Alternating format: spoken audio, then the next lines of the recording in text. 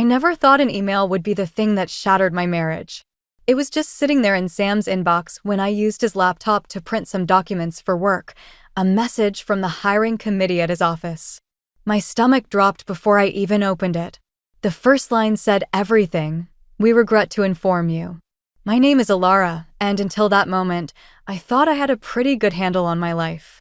Successful interior designer, loving wife, nice house in the suburbs, the whole package. But watching my husband's face as he walked through the door that evening, I realized how much of that perfect life was just carefully arranged window dressing. "Hey," I said, trying to keep my voice casual. "How was your day?" Sam loosened his tie, that familiar crease between his eyebrows deeper than usual. "Fine. Just another day at the office." He wouldn't meet my eyes. "Nothing interesting happened today?" His shoulders tensed. "What do you mean?" "Sam," I said softly, "I saw the email. I'm so sorry about the promotion." The change was instant. His face hardened, and something ugly flashed across his features. "You went through my emails?" "No, I was just using your laptop to print." "So you were snooping," he cut me off, his voice sharp enough to make me flinch. "Couldn't wait to see if your successful husband finally failed at something?" I stepped back, stunned. "That's not fair. I was worried about you." He laughed, but it wasn't the warm sound I was used to. "Worried? Please. You're probably thrilled. Now you can add this to your list of achievements: breadwinner wife, failing husband." "Where is this coming from?" I asked, my voice trembling. "I've always supported you." "Supported me?" He paced the kitchen, running his hands through his hair. "Do you know what it's like having to hear about your wife's latest success at every office party?" "Oh, Sam, I saw Alara's design in Modern Living. She's so talented. Meanwhile, I'm stuck in the same position I've been in for 5 years." "That's not my fault," I said, anger finally seeping into my voice. "I've worked hard for everything I've achieved." "And I haven't?" He grabbed his keys from the counter. "I need some air." "Sam, wait. Don't." He held up his hand. "Just don't." The front door slammed behind him, leaving me alone in our suddenly too quiet house. My phone buzzed, a text from Owen, my boss, about an exciting new project opportunity. Usually, this would have me jumping with joy, but now it felt like another crack in my marriage's foundation. I walked to our living room, looking at the space I'd so carefully designed. The modern art piece Sam had called pretentious. The expensive couch he said we couldn't afford. The awards on my desk that he used to celebrate with me, but now barely acknowledged. My phone buzzed again. This time it was a notification from Sam's Instagram. He'd just checked in at the Copper Room, a bar near his office. In the photo's background, I could see a woman in a red dress, her hand on someone's arm. The caption read, "Sometimes you need friends who understand." I zoomed in on the photo, my hands shaking. The woman was Fiona Blake, Sam's colleague who'd been showing up in more and more of his stories lately. Always with a sympathetic smile, always standing just a little too close. That's when I realized the promotion wasn't really what this was about. And maybe, just maybe, my perfect marriage wasn't so perfect after all. I picked up my phone and texted Lydia, "Can you come over? I need to talk." Because something told me this was just the beginning of a storm that had been brewing for longer than I'd wanted to admit. Lydia arrived within 30 minutes, wine bottle in hand. She took one look at my face and pulled me into a hug before I could even speak. That's when the tears finally came. "I can't believe he's still not home," I said, checking my phone for the 100th time. The Instagram post from the Copper Room now showed 3 more photos, all with Fiona featured prominently. Her red dress a splash of warning across my screen. "Men can be such idiots when their ego gets bruised," Lydia said, pouring us each a generous glass. "But this feels different." Sam's never been the type to throw a public tantrum. "He's changed," I admitted, the words tasting bitter. "Ever since I landed the Peterson account last month, it's like he can barely look at me. Yesterday, he didn't even come to bed. Said he had work to catch up on." "At midnight?" I shrugged, but my stomach churned. "He's been staying late at the office a lot lately." "With Fiona?" Lydia's voice was careful, measured. They're just colleagues, I said automatically, but even I could hear the doubt in my voice. She's been helping him with some project. Honey, Lydia set down her glass. When was the last time you two actually talked? I mean really talked, not just about schedules or bills. The question hit harder than I expected. I thought back to our last real conversation, but everything blurred into a series of tense silences and clipped responses. I don't know. My phone buzzed. Owen again. The text read, "Big news about the Milan project. Need to discuss ASAP. Coffee tomorrow." What's that about? Lydia asked, noticing my frown. Owen's been hinting about this huge renovation project in Milan. It could be career-changing, but I trailed off, the unspoken words hanging heavy in the air. But Sam would hate it, Lydia finished. Before I could respond, the front door opened. Sam stumbled in, his tie loose and eyes glazed. The smell of whiskey followed him. "Oh, we have company," he said, his words slightly slurred. "Having a nice girls' night? Talking about your successful careers?" Lydia stood up, gathering her things. "I should go." "No, stay." Sam's smile didn't reach his eyes. "Tell me, Lydia, does your husband feel like a failure too? Or is that just me?" "Sam," I warned, but he was already pulling out his phone. "Look at this." He thrust the screen at me. It showed an email thread between him and Fiona. "At least someone at work appreciates me. Fiona says I deserved that promotion. She says lots of nice things, actually." My hands shook as I read the messages. They were friendly enough on the surface, but there was an intimacy to them that made my chest tight. Late-night conversations about feeling undervalued, inside jokes I wasn't part of, subtle compliments that went beyond professional courtesy. "I'm going to bed," I said, standing up. "We can talk about this when you're sober." "There's nothing to talk about," he called after me. "You've got your big career. What do you need me for anyway?" I heard Lydia leaving, heard Sam fumbling in the kitchen, probably looking for more alcohol. But I just sat on our bed, staring at Owen's text about Milan. My phone lit up with a new notification. Fiona had tagged Sam in another photo from tonight. The caption read, "Sometimes the right person comes along at the wrong time." I clicked on her profile, scrolling through months of photos. There were dozens with Sam, each one showing a gradual shift in their body language, their smiles, their closeness. How had I missed this? The last thing I saw before turning off my phone was a message from Owen. "This opportunity won't wait forever, Alara. Time to decide what you really want." I lay down, fully clothed, on what used to be our bed. Tomorrow, I'd have to make a choice, fight for a marriage that might already be broken, or take a chance on a future that terrified and thrilled me in equal measure. Downstairs, I heard Sam's phone chime with another message. I didn't need to check to know who it was from. The coffee with Owen turned into something I never expected. Sitting across from him at our usual cafe, I couldn't focus on his excited description of the Milan project. Instead, my phone kept buzzing with notifications from my bank's fraud alert system. "Alara? Are you listening?" Owen's voice snapped me back to attention. "Sorry, it's just..." I showed him my phone screen. "Someone's been making large withdrawals from our joint account. 3 transactions in the past hour." Owen's expression shifted from enthusiasm to concern. "Sam?" I nodded, my hands shaking as I pulled up our account details. $5,000. Gone. Then another 3,000. And another 4,000. "I need to go," I said, gathering my things. "Can we discuss Milan tomorrow?" "Of course." "But Alara..." Owen hesitated. "Sometimes the universe has a way of forcing our hand." I barely heard him. My mind was racing as I drove to Sam's office, rehearsing what I'd say.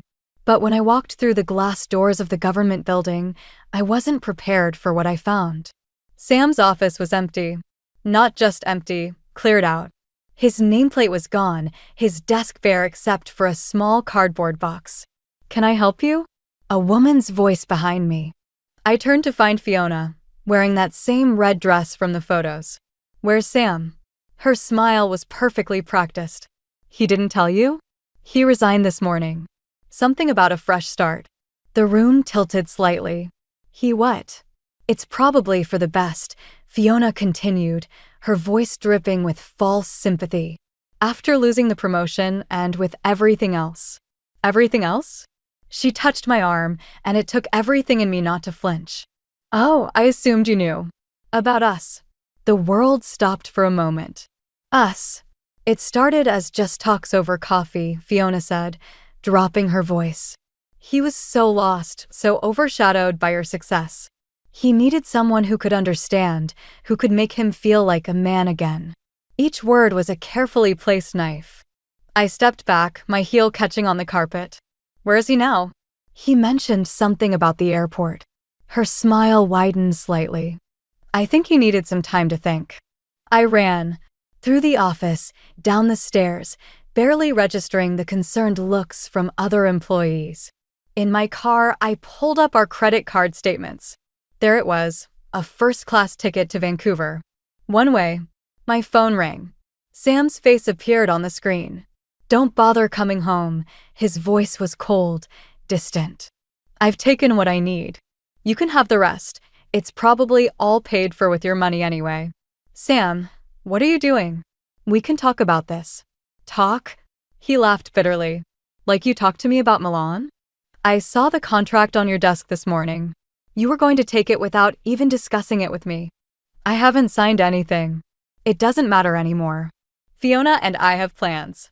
She believes in me, supports me. She doesn't make me feel small. By stealing our savings? By having an affair. My voice cracked. That makes you feel big? Silence. Then, I deserve better than living in your shadow. The line went dead. I sat in my car, staring at nothing, until my phone buzzed again. A new Instagram post from Fiona. A picture of her hand holding a plane ticket, matching wedding bands visible in the corner. The caption read, "Sometimes the biggest risks bring the greatest rewards." I drove home in a daze, only to find half our closet empty and his wedding ring on the dresser. But what broke me wasn't the missing clothes or the ring. It was finding his laptop open on the bed, displaying emails between him and Fiona dating back months. Plans, promises, secret meetings. A whole hidden life while I worked late trying to build our future. My phone buzzed one final time. Owen, Milan contract needs an answer by tomorrow. Your choice. I looked around our bedroom, now just my bedroom, and felt something shift inside me. This wasn't just about a failing marriage anymore. This was about justice, about consequences. I picked up my phone and typed, "I'll take it." When do I start? 3 days after Sam left, I found myself sitting in Owen's office, staring at the Milan contract. The opportunity was everything I'd dreamed of. A complete renovation of a historic palazzo, unlimited budget, complete creative control. But something else caught my eye, a familiar name in the investor list. Blake Industries, I said, looking up at Owen. Any relation to Fiona Blake? Owen shifted uncomfortably. Her father's company. They're the primary investors. The pieces clicked together with sickening clarity. How long have you known? Alara. Owen leaned forward. Sometimes business and personal lives intersect in ways we can't control. Did Sam know? When he was with her, did he know about this project? Before Owen could answer, my phone buzzed. A text from an unknown number. Check your email. You deserve to know the truth. F.B. My hands shook as I opened my inbox. There it was, dozens of forwarded emails between Sam and Fiona, dating back months before his failed promotion. They'd been planning this, Sam feeding her information about government contracts, Fiona promising him a position in her father's company. My success wasn't just wounding his ego, it was threatening their scheme. I need air, I muttered, standing up so quickly my chair toppled over. The contract deadline is tomorrow, Owen called after me. We need your answer. I drove to our house, my house now, and found Lydia waiting on the porch. I brought wine and takeout, she said, but stopped when she saw my face. What happened? Inside, I showed her the emails. It wasn't just an affair, I said, my voice hollow. It was a business plan. They needed inside information about the city's development projects and Sam. That son of a bitch, Lydia whispered, scrolling through the messages. Have you called a lawyer? Not yet. I've been too busy trying to figure out how I missed all the signs. My phone buzzed again. Another message from Fiona. Sam never loved you. but he did love what your success could do for him. For us. Sorry it had to end this way. I laughed, a sharp, bitter sound. You know what's funny? The Milan project, it's backed by her family's company. If I take it, I'll essentially be working for the woman my husband left me for. Or, Lydia said slowly, you'll be in the perfect position to expose their little scheme. I looked at her. What do you mean? Think about it. Sam and Fiona used your success to set up their plan. Why not use their own project to bring them down? My phone rang, Owen again. Alara, I need your answer about Milan. And there's something else you should know. The government contracts Sam was handling. There are irregularities. The ethics committee is launching an investigation. I thought about Sam and Fiona, probably laughing in Vancouver, thinking they'd played me perfectly. I thought about the years I dimmed my own light to protect his ego. I thought about justice and revenge and how sometimes they're the same thing. Owen, I said, my voice steady for the first time in days, I'll take the project. But I have one condition. Name it. I want complete access to all financial records and communications related to Blake Industries' involvement. Every email, every meeting minute, every transaction. There was a long pause. You know what you're asking for? Yes, I said, watching the sunset paint our living room walls blood red. I know exactly what I'm asking for.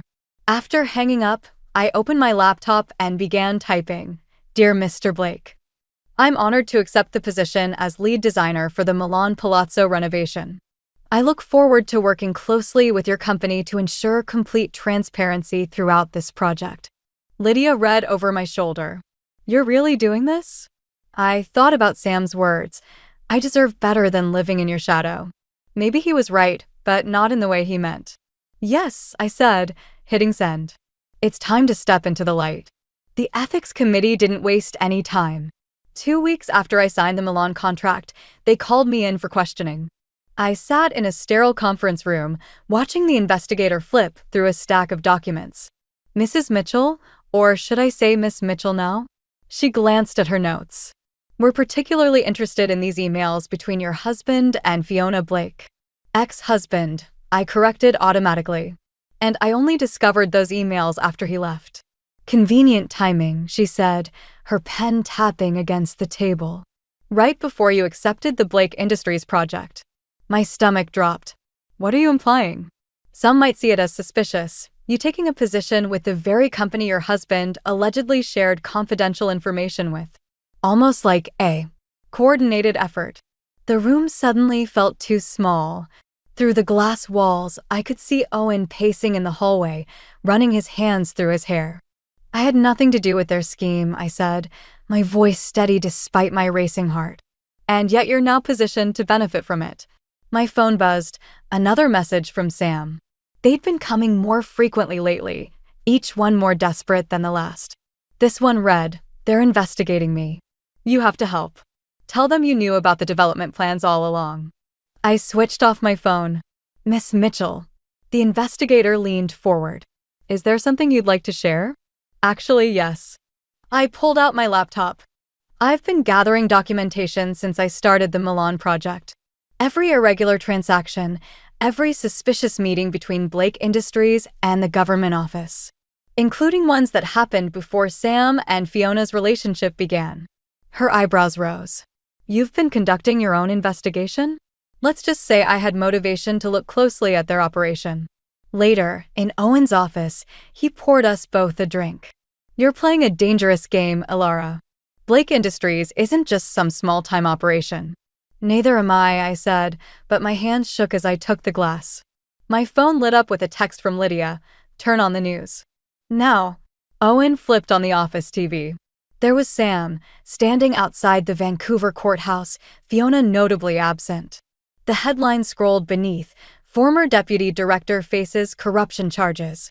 I trusted the wrong people, Sam was saying, his voice breaking. I let my personal feelings cloud my judgment. But I wasn't the mastermind. Fiona Blake and her father.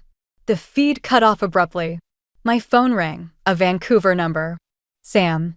Don't, Owen warned, but I answered anyway. Alara, please, Sam's voice was desperate. Fiona's gone. She took everything, the money, the evidence, everything. Her father's claiming he knew nothing about it. I'm going to lose everything. You already lost everything, I said quietly. The day you decided I wasn't enough. I was wrong. I see that now. But they're going to pin this all on me unless. Unless what, Sam? Unless I help you pin it on someone else. Silence. Then, you're really going through with this Milan project? Yes. Even knowing what they'll do to me? I thought about all the nights I'd dimmed my light for him, all the achievements I'd downplayed to protect his ego. You did this to yourself. Then I hope you can live with what happens next. The line went dead. Minutes later, my email pinged. A message from Blake Industries' board of directors, requesting an urgent meeting about the Milan project. Owen read over my shoulder. What are you going to do? I looked at the TV, still showing Sam's face, now with a new headline. Breaking. Blake Industries announces major restructuring. I'm going to Milan, I said, standing up. And I'm going to finish what they started. Even if it means destroying them? I thought about Sam's words. I hope you can live with what happens next. Especially if it means destroying them. The truth was, I'd already lost everything that mattered. Now it was just a question of who would be left standing when the dust settled. Milan in December wasn't the romantic escape I'd imagined. Instead of finding peace, I found myself drowning in Blake Industries' web of lies. Every document I uncovered revealed another layer of corruption, each one leading back to Fiona and her father, and Sam. The palazzo renovation was just a front. The real money was flowing through shell companies, hidden in plain sight within the project's inflated budgets. My phone lit up with a message from Owen, turn on CNN. There she was, Fiona Blake, standing outside her father's corporate headquarters in London. I want to thank the Ethics Committee for their thorough investigation, she was saying. And I especially want to thank Alara Mitchell, whose work on the Milan project helped expose these irregularities. My coffee cup slipped from my hand, shattering on the marble floor of my temporary apartment. As of today, I am officially cooperating with authorities, Fiona continued. The evidence will show that Sam Reynolds acted alone, using his position and his relationship with me to orchestrate this scheme. Another message from Owen. She's throwing you under the bus too. Check your email. The board's message was brief. Due to concerns about potential involvement in the ongoing investigation, your contract is suspended pending review. My phone rang, Sam's lawyer. They're saying you knew, he said without preamble. That you helped Sam access the confidential files, used your position with Blake Industries to cover the trail. That's ridiculous. They have emails, Alara. From your account to Sam's, discussing development plans months before they were public. My blood ran cold. I never sent any. They look real. Very real. After hanging up, I stood at my window, watching Milan's Christmas lights twinkle mockingly. My phone buzzed again, an unknown number. Hello, Alara. Fiona's voice was silk smooth. I hope you're enjoying Italy. How did you do it? Do what? Expose the truth? Or set you up to take the fall? She laughed softly. You know, Sam told me you were smart. Said you'd figure out our plan eventually. But he never thought you'd try to use it against us. Where is he? Oh, somewhere safe. Unlike you. She paused. You should have stayed in your lane, Alara. Stuck to picking paint colors and fabric samples. Now you're going to lose everything, your career, your reputation, maybe even your freedom. My laptop pinged, another email from Blake Industries board. My access to all project files had been revoked. In the Palazzo group chat, my team members were already distancing themselves, their messages professional but cold. Then came the final blow, a video link from Lydia. It showed Sam at a press conference, looking haunted but determined. I need to set the record straight, he was saying. My ex-wife, Alara Mitchell, wasn't just aware of these transactions. She orchestrated them. Her success in the design world was built on insider trading and corrupt deals. I was blind to it because I loved her. The room spun. I grabbed the windowsill for support, watching my reflection in the glass, a woman I barely recognized anymore. My phone buzzed one last time. Owen, FBI wants to question you. Don't say anything until I get there. I'm on my way to Milan. Outside, photographers were already gathering below my building. Someone had leaked my address. I opened my laptop to transfer money from my accounts, but they were frozen. Every credit card declined. Even my return flight reservation had been canceled. In the bathroom mirror, I finally let myself cry. Not for Sam's betrayal or Fiona's manipulation, but for my own naivety. I'd thought I was playing their game, but they'd been playing me all along. A final message flashed on my phone from Sam's personal number. "I'm sorry it had to be this way, but you forced our hand. Some battles aren't worth fighting." I looked around my beautiful Milan apartment, paid for by Blake Industries, wondering how many hours I had left here. How many hours before everything I'd built came crashing down? Then I noticed something odd about Sam's message. A small detail that didn't fit. And for the first time in weeks, I felt a spark of hope. Because Sam had finally made a mistake. And maybe, just maybe, it would be enough to bring them all down. Sam's message contained something only I would notice, a reference to our first date at Bella's, spelled with one L instead of two. It was our private joke, our secret code. He was trying to tell me something. I met him at midnight in a small cafe near Milan's Navigli district, my laptop and phone both left behind. The place was empty except for an old man reading a newspaper and a barista wiping down tables. "You look terrible," I said, sliding into the seat across from him. Dark circles under his eyes, expensive suit wrinkled. This wasn't the polished Sam from the press conference. "They're watching everything," he whispered. "Phones, emails, bank accounts. Fiona's father. He's not just a businessman, Alara. The corruption goes deeper than we thought." I laughed bitterly. "There is no we, Sam. You made sure of that." His hands shook as he pushed a USB drive across the table. "I made copies before Fiona could delete everything. The real transactions, the shell companies, the bribes. It's all here. Why should I trust you? Because I'm dead if you don't." He glanced at the door. "Fiona never loved me. I was just convenient.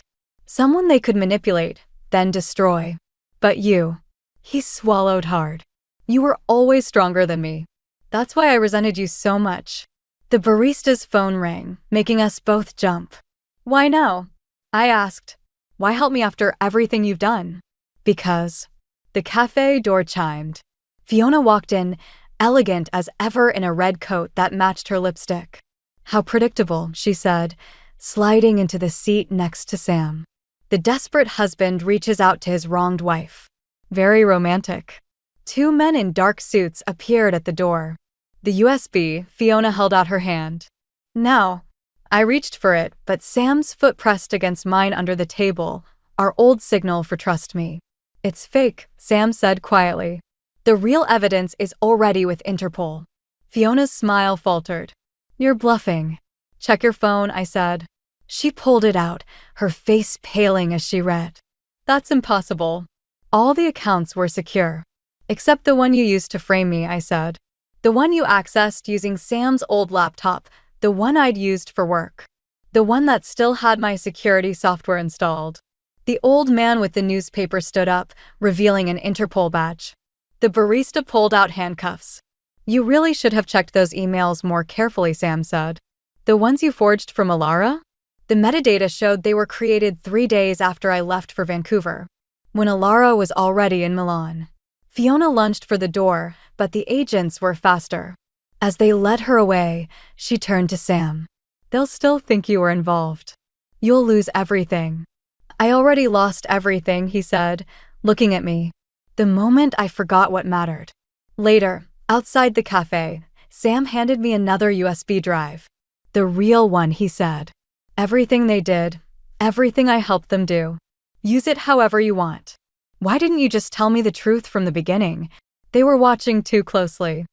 I had to make them think they'd won." He stepped back. "I don't expect forgiveness, Alara. But I couldn't let them destroy you too. What will you do now?" "Testify. Face the consequences." He smiled sadly. "Maybe finally learn to stand in someone else's light without feeling shadows."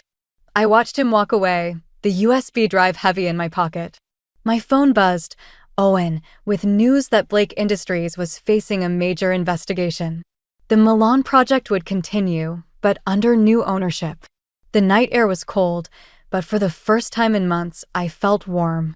Not because of victory or revenge, but because I finally understood sometimes the greatest act of love is letting go. I turned toward home, my real home, not the borrowed luxury of a corrupt company, ready to build something new. Something entirely my own. 1 year later, I stood in the completed palazzo, now a boutique hotel that bore little resemblance to Blake Industries' original plans. The morning light streamed through restored Renaissance windows, casting patterns across the marble floors I'd chosen. My first solo project, built on truth instead of lies. "It's beautiful," Lydia said, running her hand along a wall I'd insisted on stripping back to its original stone. "You did it, Alara. All by yourself." Not quite by myself. The package that had arrived at my office last week proved that. Inside was a letter from Sam, written the night before everything fell apart, before Fiona, before the corruption scandal, before he chose pride over love. "I see your light," he'd written, "and it terrifies me. Not because it dims mine, but because it shows me who I really am. I hope someday I learn to be worthy of standing in it." The letter came with divorce papers already signed and documents transferring his share of our house entirely to me. My phone buzzed. "Owen, with news about the hotel's opening night. The guest list is full," he said, "including some interesting names." Sam? No, but his testimony helped bring down half the corrupt officials in the city. He's doing well in the witness protection program, from what I hear. I walked to the hotel's rooftop garden, my favorite space in the whole building. The herbs I'd planted were thriving, their scent mixing with the morning air. "Speaking of fresh starts," Lydia followed me up, "have you met the new owner yet? I hear he's single." I laughed, thinking of the dating apps she'd tried to get me to join. "I'm not ready." "You mean you're scared?" "No," I said, surprising myself with how true it felt. "I'm just content." A movement caught my eye, a dog wandering through the garden, no collar, but well-fed. He approached cautiously, tail wagging. "Hey there," I knelt down. "Are you lost?" He pressed his head against my hand, and something in my chest loosened. The shelter had called yesterday about a rescue needing a home. Maybe it wasn't just the dog who needed rescuing. "What will you call him?" Lydia asked as the dog settled at my feet. "Chance," I said, and he looked up as if he already knew his name. My phone buzzed again, an email from a journalist wanting to interview me about surviving betrayal and building success. I deleted it without responding. Some stories don't need to be told, they need to be lived. The morning crowd was gathering below, Milan coming alive with possibilities. Soon the hotel would open, carrying my name instead of Blake Industries. Soon I'd start new projects, meet new people, face new challenges. But for now, I sat in my rooftop garden with my best friend and a dog who'd chosen me, watching the sun rise over a city that had taught me the difference between revenge and justice, between letting go and moving on. The last piece of Sam's letter had said, "I hope you find someone who knows how to love your light without trying to dim it." I'm sorry I couldn't be that person. I folded the letter away, not in anger or pain, but with gratitude. Sometimes the greatest gift someone can give you is showing you who you are without them. Chance nudged my hand, ready to explore his new home. Below, the hotel staff was arriving, the day beginning, life moving forward. "Ready?" Lydia asked, but she wasn't just talking about heading downstairs. I looked at my reflection in the garden's small fountain, a woman I finally recognized, standing in her own light. "Yes," I said. "I think I am." We walked down together, Chance trotting beside us, into whatever came next. The future wasn't certain, but then again, it never is. The only certainty was that this time, I'd face it on my own terms, in my own way, in my own light. And that was more than enough.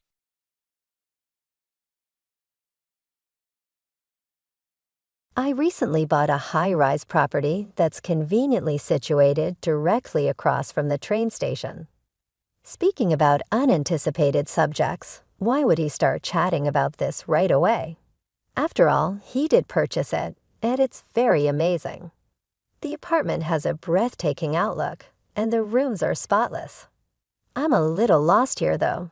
Finding out that he purchased this opulent condo covertly while I was visiting my folks is startling. Is it really true? How did he even come up with the cash for this kind of thing? To my surprise, he casually said that the money from selling our old house was used for the down payment. He went so far as to say that there would be no space for me in their gorgeous home as he moved in with his parents. Without consulting me, he decided to move in with his parents and requested me to leave right away. I was in such shock that I was at a loss for words. I'm Carol, a 31-year-old stay-at-home mom who is 8 months along with her. Every day I look forward to meeting my baby. At 33, my spouse Terry is 2 years my senior and works for a reputable corporation. We have been married for 4 years, and after experiencing some infertility, I was ecstatic to become pregnant at last. But I'm also really anxious about giving birth for the first time. I often visit my in-laws' residence to gain some quiet and leisure during this stressful period. During one such visit, Madison, Terry's sister-in-law, asked me, "It looks like you're going to have a baby soon. Carol, how do you envision becoming a mother?" To be honest, I still don't feel like it's true. In actuality, Madison is Terry's brother's wife, which is one of the main reasons I love going to see my in-laws. Madison and I have become close, even though my brother-in-law and I don't actually talk. She lives with my in-laws and is a housewife as well, which is crucial because my mother-in-law's mobility deteriorated 2 years ago. Madison, who is married to the oldest son, has assumed the responsibility of looking after her during the day because the family was afraid of leaving her alone. Madison, who has experience as a caregiver, jumped in to help without hesitation when she learned about my mother-in-law's mobility challenges, even though she can do very well without a cane. The level of decisiveness with which Madison handled the problem really astonished me. Because Madison and my brother-in-law have a 4-year-old daughter, I feel less anxious about getting pregnant and giving birth because of Madison's experience as a mother. The weeks passed, and my baby's birth got closer. It was almost time to go to my parents' place to get ready for the birth, as I had just 1 month before my due date. I adored shopping for baby stuff and fantasized about our future together, even if my belly was heavy. After all this time, it felt good to spend some time at my parents' house. But 3 days after my due date, I started having contractions. I attempted to contact my spouse, but he was unreachable. Neither texts nor calls were returned. My labor pains were getting worse, so I stopped worrying about where he was. At first, I thought he might be stuck at work or in trouble. I was thinking entirely about our child's upcoming birth. Eventually, I gave birth to a beautiful baby girl. Holding her in my arms for the first time brought an indescribable joy that overshadowed everything else. My husband, who had promised to be there, missed the birth. Exhausted from the delivery, I didn't have the energy to confront him immediately. So I sent him a text announcing the birth of our daughter and then fell asleep. When I awoke, I heard someone calling my name. "Are you still asleep? Huh? Terry, is it morning already?" My husband cheerily asked as I opened my eyes to see him and his parents standing there. Despite my previous request for privacy post-delivery, here they were. "Why didn't you come here yesterday?" I asked him, irritation clear in my voice. He didn't respond directly to my question, which was frustrating. It couldn't be helped. He replied casually, as if his absence and the sudden appearance of his parents were just minor issues. The situation was far from ideal, and I found myself grappling with a mix of emotions, from joy at my daughter's arrival to disappointment in my husband's actions. When I needed him most, my husband chose to have sushi with his parents, which he justified as a prior commitment. Even after their meal, he didn't show up at the hospital because he had been drinking and thought he'd be more of a nuisance than a help in his condition. It was disheartening to know he was out enjoying himself while I was in labor. When he finally visited, oblivious to my annoyance, he casually asked, "Where's our baby?" I told him she was in the nursery, a healthy baby girl. Upon hearing this, my mother-in-law grimaced and muttered, "What? A girl?" Such a useless wife, shocking me with her harsh words. My father-in-law chimed in with disappointment as well, calling both Madison and me pathetic. It hurt that instead of gratitude for enduring childbirth, I received criticism. Even Terry wasn't pleased. Oh, damn it. I knew it was a girl, but hoped a little for a boy. He said, echoing his parents' sentiments about wanting a grandson, especially since the first grandchild was also a girl. Their disappointment was palpable, yet to me, the gender of our child didn't matter. She was precious regardless. Amidst this turmoil, Terry sided with his parents, deepening my dismay. Although I was seething with anger, the physical and emotional toll of childbirth left me too exhausted to confront them further. Thankfully, a nurse, overhearing our conversation, intervened and asked them to leave, providing me with some much-needed peace. Since then, Terry hasn't visited us in the hospital. On the day of our discharge, I call my parents to pick us up and take us to their home, not wanting to return to a house filled with tension. I pondered over the changes in Terry. He used to be more caring when we first married. I suspected his transformation might be linked to a significant mistake at work 2 years ago, which led to a considerable loss for his company. Although his colleagues managed to mitigate the fallout, preventing him from facing direct consequences, the incident had derailed his career trajectory significantly. No matter how hard he worked, he couldn't regain his former standing. This setback might have contributed to his detachment and recent coldness, even at home. Adding insult to injury, one of his juniors at the company had now become his boss, a colleague who was initially less competent than him. This reversal of roles at work might be impacting his behavior at home, making him more distant and less empathetic than before. Reflecting on his past mistakes at work, I could see that Terry was struggling to cope. The pressure seemed to make him increasingly irritable about minor things. Despite my growing dissatisfaction with his behavior, I held on to hope that the birth of our baby might inspire him to change. Yet it seemed he hadn't even tried to improve, leaving me deeply worried about our family's future. Amidst my anxiety, Terry suddenly called me. "Hey, when are you coming back? You've been at your parents' for nearly a month since the baby arrived." I wasn't ready to return home, but I replied, "Sorry, I'm coming home soon." It's time to start anew and get it together for our daughter. I then told him I had many baby items to bring back and asked if he could help us with the transport. His response left me stunned. "No, you don't have to bring all that stuff back. I mean, I have other business with you. Maybe I should have just told you this over the phone rather than ask you to come back." Confused, I pressed him for clarity. Then he dropped another bombshell. "I bought a high-rise condo right in front of the station." I was bewildered. "What do you mean? Why are you bringing this up all of a sudden?" He continued explaining how the condo offered a spectacular view and how clean it was. I struggled to follow his train of thought as he revealed he had moved out of our apartment and into this luxury condo while I was away. Where did the money come from? You shouldn't be able to afford a loan on your salary. I panicked. He nonchalantly added, "I made a down payment by selling our house." I was in shock, barely processing the information as he delivered these facts piecemeal, adding to my confusion. "What do you mean you sold our house? Where are your parents living now?"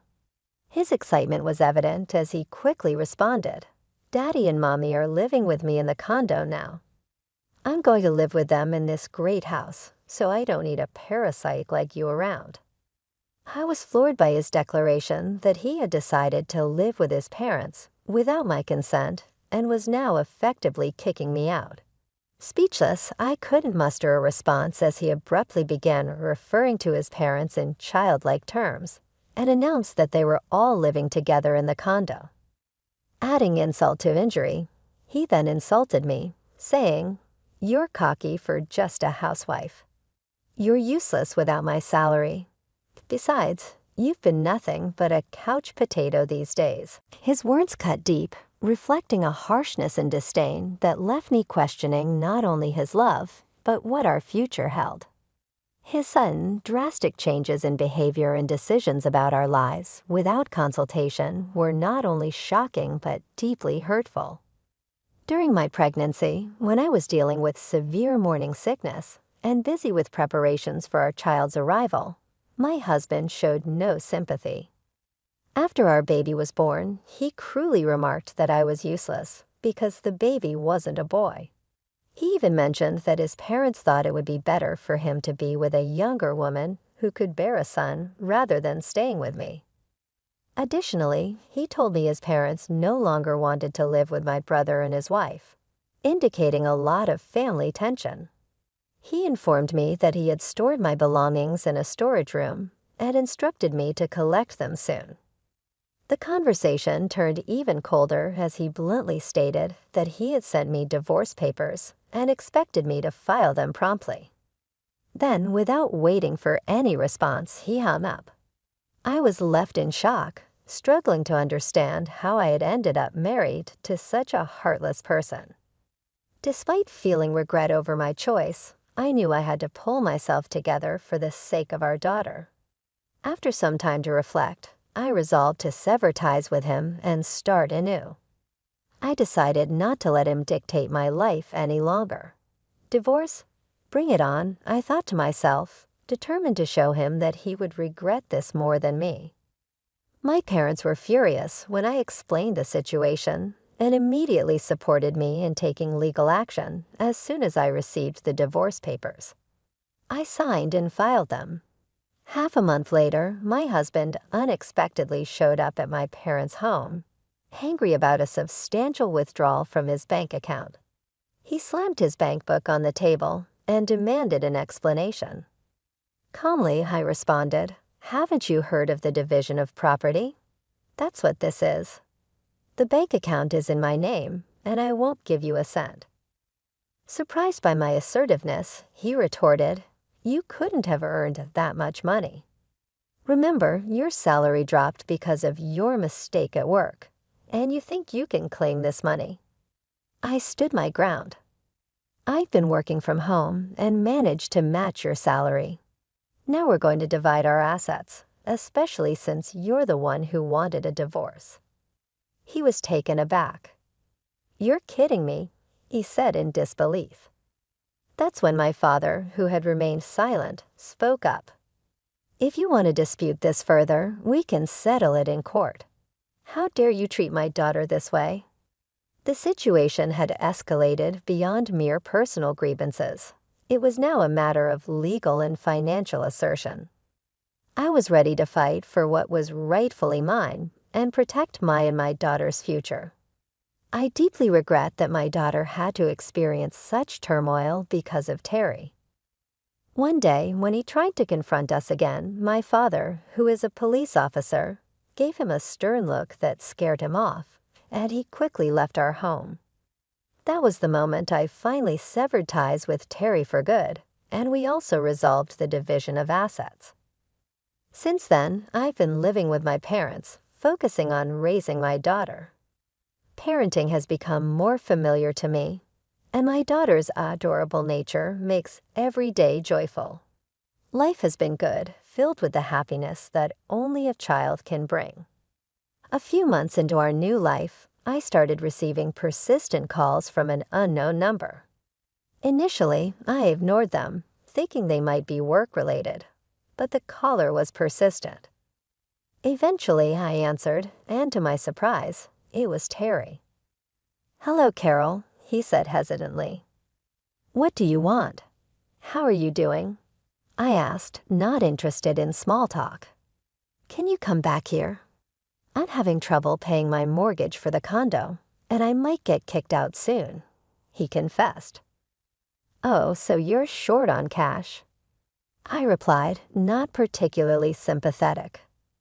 Yes, I've used up all my savings. Dad injured his back and had to quit his job, and Mom has been spending recklessly, bragging to her friends about our life in the condo, he explained, his voice filled with desperation. I wasn't surprised. Terry had never managed his finances well, and without his father's income and his mother's spending habits, it was clear he couldn't afford the condo's expenses on his own. My bank balance is zero, and I've been told I need to leave if I can't pay by next week. Please come back, Carol. We loved each other once, he pleaded. After a brief laugh, I responded calmly, give me a break. You just want to use me whenever it suits you. You're hoping I'll come back not just for love, but for my salary and to handle all the housework, right? There was a pause. Also, remember when you called me a parasite. Would I not just be in the way now? He tried to backtrack. I just chose the wrong words back then. I pressed on. What about Madison and your brother? Are they still with your parents? He sighed. They moved out and are living on their own now. They had a big argument with our parents. My brother wanted Dad to live more sensibly, but that just made things worse. Terry's situation seemed dire, but it was a product of his own choices. A tangled mess of financial and familial errors. It was clear he was looking for an easy way out by trying to pull me back into his life. However, I had moved on, focused on a better, healthier future for myself and my daughter, free from the chaos and manipulation of my past with Terry. Then my brother-in-law, who is usually so composed, finally had enough. I heard he stormed out after telling his parents he cut ties with them if they continued to disrespect his wife, Madison. It's heartening to know he stands up for her. He seems like a decent guy. As for Terry, his plea for me to return was met with disbelief. Come back to you? Are you serious? I'm already overwhelmed just taking care of our daughter. I don't have the energy to deal with people like you. I couldn't help but comment on how odd it was for him to still call his parents Daddy and Mommy. It's just not suitable for someone his age. He tried to backtrack, suggesting I bring our daughter over to live with them. Weren't you planning to live with her when you first asked me to come back? I questioned. He fumbled, clearly having forgotten his lies. I would never let my daughter live with such a despicable father.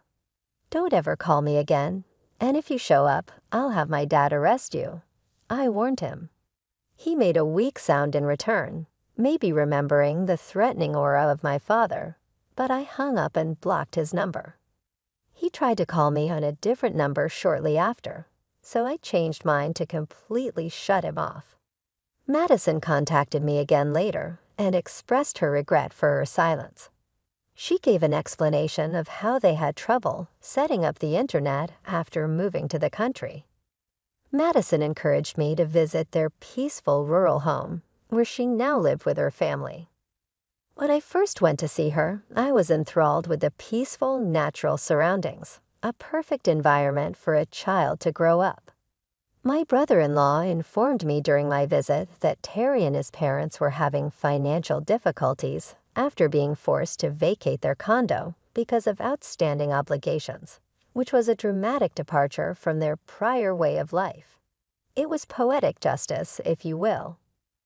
I've been living nicely at my parents' place while working from home. I worked from anywhere for a few days because my job is flexible, so I spent some time unwinding at Madison's place. With hope for the future of my kid and myself, I wondered whether we would move closer to Madison in the future. When you think about the entire situation, unless you're really wealthy, purchasing a high-rise condo on a whim while your wife is pregnant sounds ridiculous. Taking such a risk on a regular paycheck seems odd. Either way, I'm glad she's no longer married to such a sketchy character. I intend to be content with my quiet life and possibly move close to Madison and her family, who have a happy family dynamic. I also want to provide a happy atmosphere for my daughter.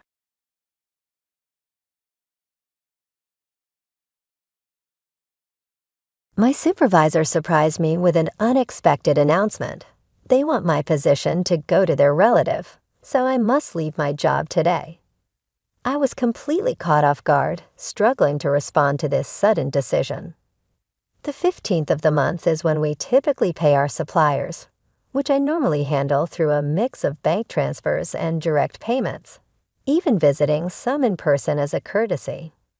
However, the supervisor hurried me out, insisting I depart immediately and take the day off. I stood there bewildered, unsure how to protest this abrupt termination. I've been a clerical worker at this family-owned paving company for 11 years, ever since graduating high school. Previously, under the previous president, the workplace atmosphere was quite pleasant and comfortable for the roughly 35 employees. But that welcoming environment has now changed. In his golden years, John, the seasoned veteran, now stepped back from the daily grind, yet still lent his expertise to the eager, up-and-coming team members. Alongside him, Olivia, his lifelong partner, would arrive each day, ready to lend a helping hand with an array of responsibilities. Until he was hospitalized, their daughter Maria was skilled in both fieldwork and office tasks, and her husband was the site manager, respected and trusted by all the on-site employees. Even though they were the founding family, they never acted superior or looked down on us employees.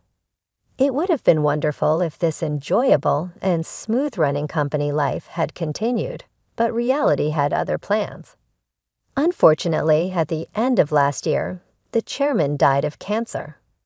During the company's group medical examination, due to his health condition, he decided to retire as president and appointed Maria's husband, the site manager, as the next president. Both the employees and I fully supported this decision. We all agreed that the chairman should focus on his treatment, and we wished him a long and healthy life. However, things took an unexpected turn when the chairman's eldest son, Adam, suddenly showed up with his family. I had no idea where he had heard the news, but it turns out the chairman had another child besides Maria. This other child was Adam, who had been disowned about 27 years ago, and I had never known anything about it. According to the senior employees, Adam had been quite a troublemaker in his youth. He frequently got into trouble with the police, and every time something happened, the chairman and his wife Olivia would have to go and apologize for his behavior. After dropping out of high school, Adam got involved in multi-level marketing schemes and fraudulent activities, which eventually led the chairman to make the difficult decision to disown him. Despite being estranged from the family for a long time, Adam suddenly reappeared one day, pleading with his father. "Dad, I've realized my mistakes. Please forgive me." I was stunned to witness this unfold in our small company, where the president's office and the clerical room were essentially the same space. Adam expressed a strong desire to reconcile with his father and to work in the company. But given his troubled past, it was hard for anyone to believe in his sincerity. The chairman, deeply moved by Adam's plea, apologized to everyone in the company and asked, "I know about Adam's past, but I ask you to give him another chance." Maria and the senior employees, who were well aware of Adam's history of trouble, couldn't fully embrace the idea. But they also couldn't turn down the chairman's heartfelt request.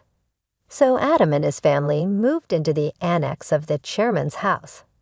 Adam became an employee of the company, and his wife took on household duties. I only saw their daughter once when she visited the company. She seemed to be a college student. The chairman truly believed that Adam had changed for the better after facing many hardships in life. Olivia was overjoyed to have her son back and often talked about how they would rebuild the company together as a family. However, problems soon began to surface. Adam insisted, "I'm the eldest son, so I should be the next president," which created tension between him, Maria, and the site manager. Although Adam tried to appear hardworking in front of the chairman, the truth was that he did very little. He frequently made demeaning remarks like, "Physical labor is for the workers, and you're all just worker ants. Work silently." Naturally, his attitude made him very unpopular among the employees. Some of the younger workers even went directly to the chairman, saying, "I can't work under these conditions." Despite this, both the chairman and Olivia pleaded with everyone, saying, "We will talk to Adam about this. Please try to see the bigger picture." Unfortunately, due to stress or other reasons, the chairman's cancer suddenly worsened, and he was hospitalized 5 months ago. During this time, Adam made a bold declaration. "I am the president," Adam declared. Despite many employees advising the chairman and Olivia to stick with their original plan of appointing the site manager as president, they chose Adam, their biological son, over their daughter's husband. This decision stirred up quite a bit of grumbling among the employees, who felt the chairman and Olivia were either blinded by parental love or losing their sharp judgment as they aged. The once harmonious atmosphere of the company became tense and uncomfortable.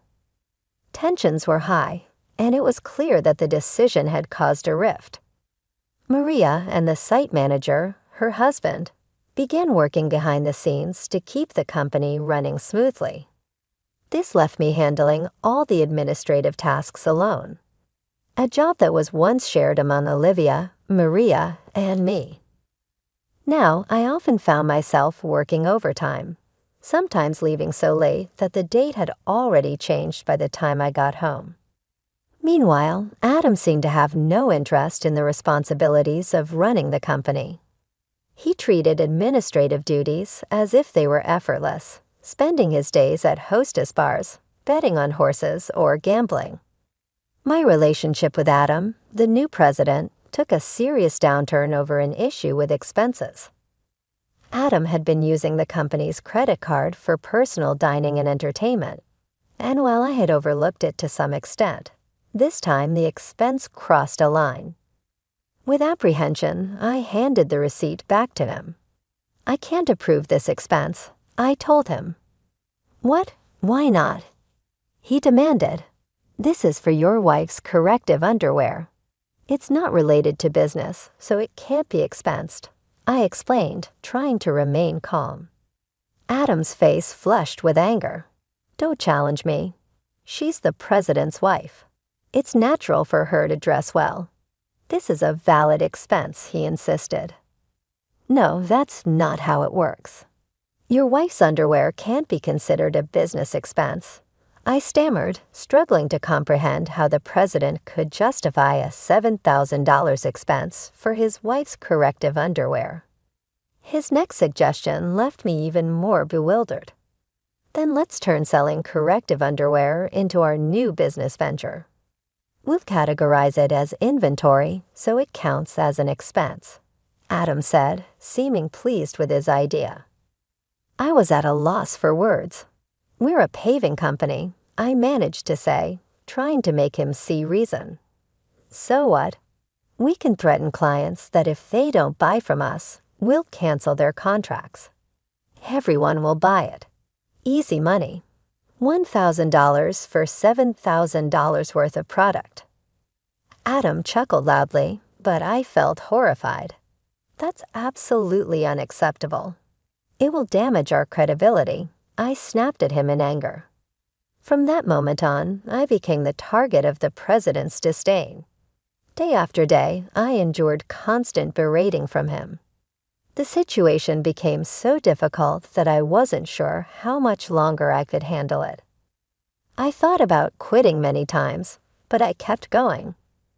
My loyalty to the chairman, who had always supported me, and my concern for the team, who would struggle if I left, were strong reasons to stay. The truth was, I couldn't afford to lose my job suddenly either. So I decided to tough it out until the right moment came for me to move on. But then, out of nowhere, I was fired. If I quit abruptly now, it will cause problems for our clients, I thought to myself. Taking a deep breath, I gathered all my courage and confronted the president. I can't do this. I can't just leave without proper notice and a handover. Even your daughter wouldn't be able to handle the workload right away. Besides, today is the day we need to handle payments, I said in one breath, fully expecting the president to explode in anger. As expected, the president's face turned red with rage. Shut up. I told you to resign because my daughter is joining the company. Today is your last day. After the payment, let them wait until they come to collect it. There's no need to pay them up front, he barked. Excuse me, isn't it normal to pay for something once you buy it? I was shocked and tried to explain it to him calmly, as if I were talking to a child. But the president responded with something so unreasonable that I couldn't believe he was serious. If that's the case, just threaten to switch suppliers. Tell them we won't make the payment this time, so they should give it to us for free. What? That's not something we can do, is it? I was so stunned that I couldn't find the right words to respond. You're completely useless. My daughter has a college degree. She can handle office work easily. As family, she won't question my expenses like you do. You are all talk and no action. We don't need someone like you in our company. Leave now, the president sneered. It was clear that he intended for his daughter to take over the accounting so he could justify personal expenses as business expenses. Oh, is that so? Just remember, I won't regret this, I replied. I realized that words were useless at this point, and my patience had worn thin. I quickly gathered my belongings and left the company, feeling sorry for our clients.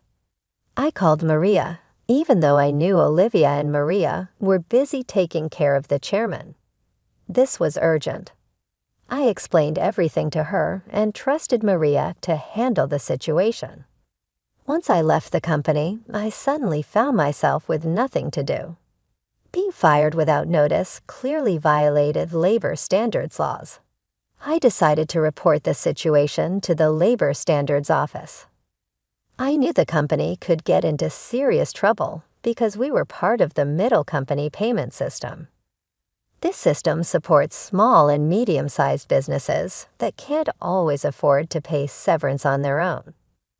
By using this system, I could claim my severance pay and 1 month's salary. There wasn't a rush, though, because I had up to 6 years from my retirement date to apply. The Labor Standards Office had a 4-year statute of limitations. With my usual professional habits, I started planning out the steps I needed to take and the timeline for my retirement. I decided that I could take it easy for at least a week. Lately, I had been working overtime and weekends without a break, leaving no time for myself.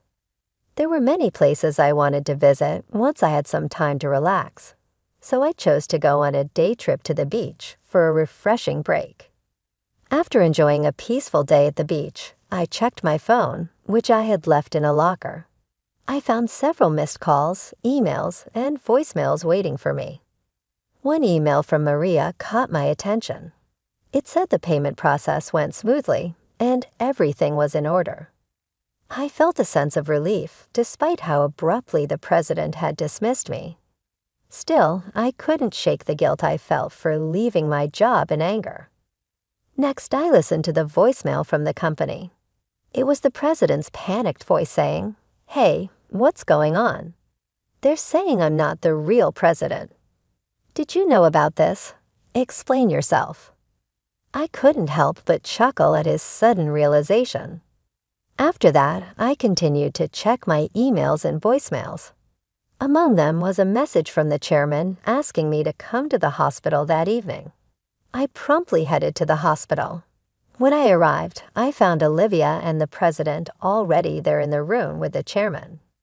As soon as the chairman saw me, he greeted me from his bed, saying, Caroline, I'm truly sorry for my foolish son."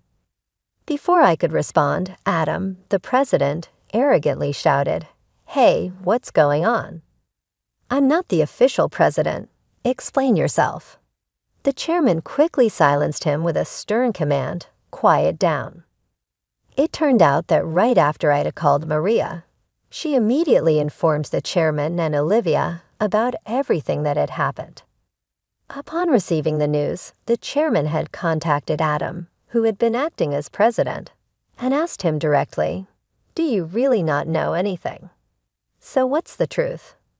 I calmly explained to Adam, who was still shouting in confusion, "Adam, you didn't have any legal authority.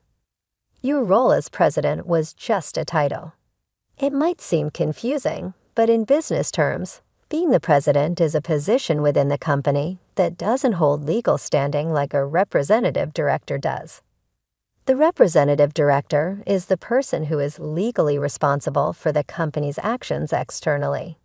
It's a more formal role that requires specific legal procedures to change." I continued, "While the title of president can be changed informally within the company, changing the representative director involves complex legal processes. That's why your position didn't carry the legal weight you thought it did. 5 months ago, when Adam was appointed as president, there was strong opposition from Maria, the site manager, and some veteran employees. That's when I proposed a strategy. Adam would be a figurehead president, while the chairman remained the legally responsible representative director. As someone familiar with company procedures and laws, I knew how complicated these things could get. Under my plan, if Adam showed genuine dedication and won over the employees, we would then start the legal process to formalize his presidency. However, if Adam failed to prove himself fit for the role, our backup plan was to either remove him or even consider closing the company, while Maria and the site manager prepared to start a new venture. Maria doubted Adam's ability to change, but the chairman and Olivia continued to believe in him until he unfairly dismissed me. That seemed to wake them up to his shortcomings. If you want to be a leader, you need to learn to take care of your employees. I've told you this many times, the chairman emphasized. Adam retorted, "It's not a big deal, right? Can't we just handle the procedures now?" "No, it's not possible," the chairman explained. "Our company offers stocks to employees who want them, and many of them own shares. Caroline owns 20%, making her a major shareholder. We can't ignore her views, and other shareholders won't support you either." As the reality of the situation started to sink in, Adam's face paled. "What? I don't have any shares," he stammered. "I plan to pass on my shares to you once you proved yourself as president, but I'm deeply disappointed in you. Were you only interested in my wealth?" Thinking I didn't have much time left, the chairman said, slumping in despair. Olivia remained silent, visibly upset. "Definitely," Adam responded. "Well, I'm the eldest son. What's wrong with taking what's rightfully mine? The company belongs to me." "I can't forgive you anymore," I said firmly. "The chairman bears full responsibility as the representative director of this company. Moreover, as a shareholder, I have the right to call for a shareholders' meeting and propose your removal." I made my stance clear. The president's face drained of color as he realized the seriousness of the situation. "You mean I could be fired?" he stammered. "Adam, you were just a clerk," I replied. "Caroline is right. At this point, no one will support you," Olivia interjected, her voice full of concern. She then turned to me. "Caroline, I owe you a sincere apology. I regret the trouble caused because of my love for my son. Please tell me what you'd like to do." I confronted the president directly. "Mr. President, I no longer wish to work under your leadership, so I am resigning immediately. However, I expect to receive my severance pay along with 1 month's salary, including unpaid overtime and holiday pay. As a shareholder, I will also take action through the Labor Standards Office to remove anyone who is harmful to the company. As I spoke calmly, I noticed the president's complexion shift from pale to completely white. I continued, informing them that Maria had been actively visiting clients and successfully promoting our new company. Many clients had already decided to switch from our current company to the new one, and most of our employees were planning to follow suit. "That's impossible. I'll sue you," the president threatened, his voice cracking with desperation. But before he could say anything more, the chairman intervened firmly, cutting him off. "I am the representative director. You have no such authority," the chairman declared firmly. The president collapsed to his knees, and I felt a mix of emotions: regret, disappointment, and a strange sense of closure. "Mr. President, it's unfortunate that things had to end this way. If you had changed your approach when you returned, things might have turned out differently. There were plenty of opportunities for understanding if you had made an effort to learn and adapt," I said, trying to convey the missed chances. Ultimately, it was the president who squandered those opportunities, a classic case of reaping what you sow. In the aftermath, the chairman made the difficult decision to shut down the company, leaving Adam unemployed. The president's wife tried to sell the corrective underwear, but her efforts didn't succeed. They faced legal issues due to their aggressive sales tactics and were eventually arrested for their involvement in a pyramid scheme. When Maria returned to her parents' home, she found boxes of unsold underwear left behind. As for their daughter, she found employment elsewhere, although I'm not sure where exactly. As for me, I'm now happily working at the new company started by Maria and the site manager. I cherish the relationships I've built with others and strive to live authentically each day. Life has moved on, and so have I, with a renewed sense of purpose and fulfillment.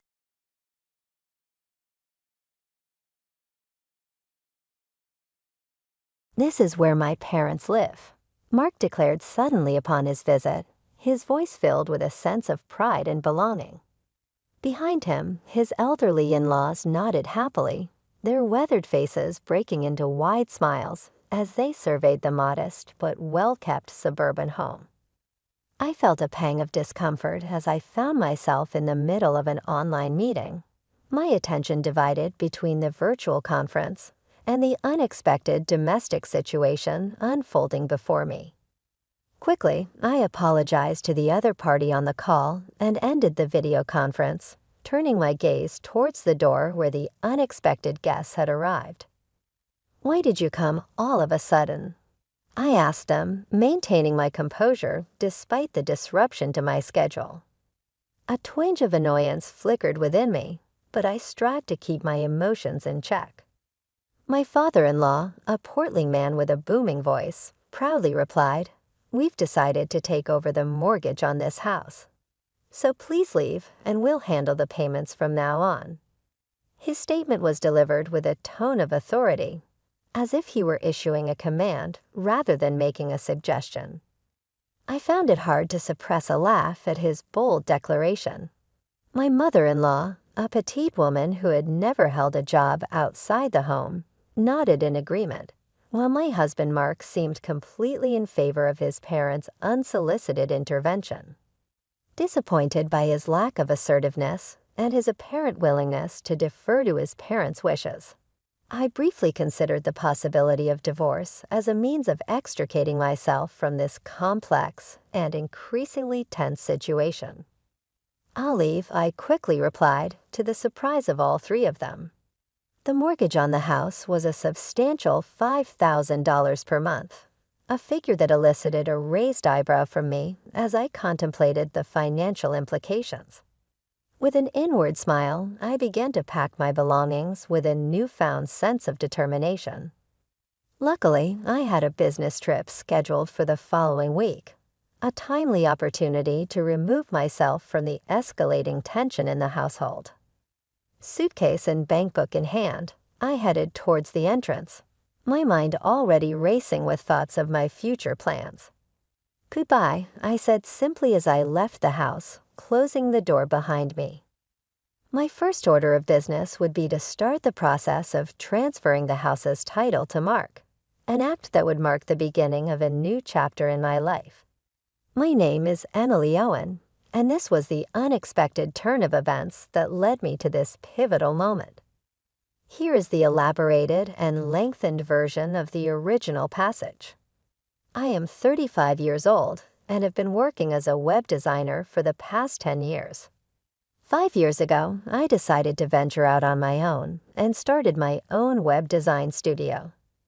This decision has been incredibly rewarding and has allowed me to achieve a level of financial stability and independence that I had never experienced before. Since going independent, I have been fortunate enough to secure a steady stream of high-profile web design projects from a diverse range of clients. Thanks to my expertise, creativity, and strong work ethic, I have been able to consistently deliver exceptional results, which has led to a steady flow of repeat business and referrals. As a result, my earnings have more than quintupled compared to my previous salary working for a larger agency. With my newfound financial success, I was able to move out of my modest apartment and into the top floor of a luxurious high-rise condominium overlooking the city's skyline. The spacious, well-appointed condo not only provides me with a stunning view, but also serves as a comfortable and inspiring workspace where I can host client meetings and foster a collaborative environment for my small team of talented designers and developers. The journey of transitioning to an independent web design practice has been both challenging and immensely fulfilling.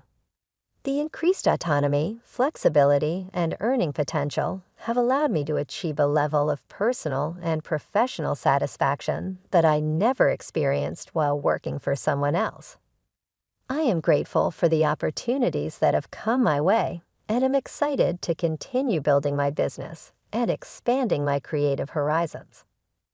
I met Mark, my husband, 3 years ago through Ashley, my former boss and his cousin. He's kind and honest, but had trouble maintaining relationships, so he had been single for a long time. Around that time, my business was doing well, and I bought the top floor of a high-rise condo, doubling as an office.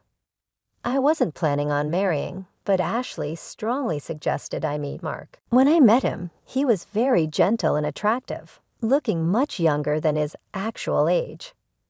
We started dating and got engaged within 6 months. My parents had already passed away, and my only relative was my brother. So my brother and his wife also attended the family meeting. From Mark's side, his parents and cousin Ashley came. The meeting went smoothly overall. However, my sister-in-law's comment, "This seems stiff," left me puzzled. I never imagined her words would become a reality. After marrying, Mark moved into my house, and we started our life together. His workplace was harsh, requiring him to leave early in the morning and return home past midnight. Despite this, his salary was only a quarter of mine. I suggested to Mark, who was exhausted and went to sleep immediately every day, "It's bad for your health. Why don't you look for another job?" However, he reprimanded me with a face full of anger. "Are you saying I should quit my job? Are you looking down on me because I earn less?" I was surprised by Mark's strong reaction, as we had never argued before. Feeling uncomfortable about unintentionally disrespecting his job, I decided to apologize sincerely. "I'm sorry. I didn't mean it that way. I'm just worried about your health." Mark quickly calmed down and apologized. Our first argument ended swiftly. However, it became difficult to suggest a job change afterward. Mark's return time got even later, and he eventually spent half the week at the office. While I was concerned about his health, he seemed to enjoy his job, so I decided to support him as much as I could, creating a relaxing environment whenever he returned home. Hey, about my dad's medical expenses, could we increase the remittance a bit? Mark suggested this when his father was in the hospital with back pain. Sighing inwardly at his request in his father's hospital room, I didn't hesitate to help my in-laws, as I had no parents of my own. Our household depended on my income, with Mark contributing a part of his salary to his parents. His salary wasn't low for a man in his 40s, but the exact amount he kept for himself was unclear. However, it was evident he was providing enough for his parents not to struggle. I couldn't agree when he insisted on increasing the remittance because it was possible only due to my income.